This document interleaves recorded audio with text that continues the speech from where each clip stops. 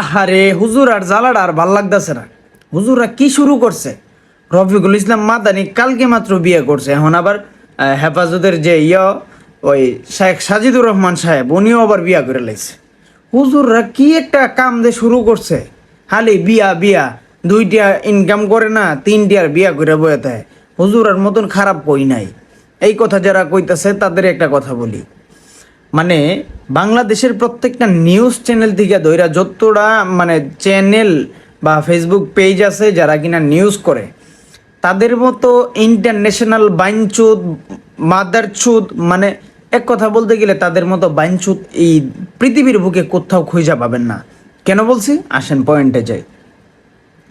রফিকুল ইসলাম মাদানী সাহেব বিয়ে করছে, ওনার রিজন কি বলছে, মানে কারণ কি বলছে, যে আমি বিয়ে করছি গুনাহ থেকে বাঁচার জন্য। ভালো কথা, বিয়ে করছে, ওই ইস্যু গেল, ওইটা নিয়ে একটু মাতামাতি হয়েছিল, এখন বাদ গেছে। এখন শেখ সাজিদুর রহমান সাহেব বিয়ে করছে, ওইটা সুন্দরভাবে প্রেজেন্ট করলেও পারে, সুন্দরভাবে পোস্ট করলেও পারে। কারণ হুজুরে বিয়ে করার পিছনে কারণ হচ্ছে গিয়ে হুজুরের কিছুদিন আগে নিজের স্ত্রী মৃত্যুবরণ করছে, যে স্ত্রী ছিল ওনার। তো মৃত্যুবরণ করছে, এমন বয়সে উনি যদি বিয়ে না করে চলা তো একদম ট্রাপ, কারণ নিজের একটা খেদমতের একটা বিষয় আছে। তো হুজুরের স্ত্রী মারা গেছে, ওই জন্য বিয়ে করছে।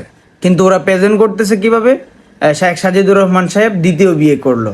আচ্ছা, দ্বিতীয় বিয়ে কেন করছে ওইটা কি বললে তোদের গুনাহ হয়? ওইটা যদি নাই কইতে পারস তাহলে পোস্ট করস কা?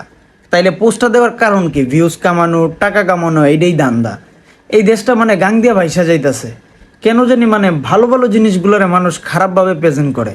কেন রে ভাই, এতই ডলারের দরকার, এতই টাকার দরকার? আহা, কোন দিন যেন ঠাডা বইরা মরস ভাই, ঠাডা।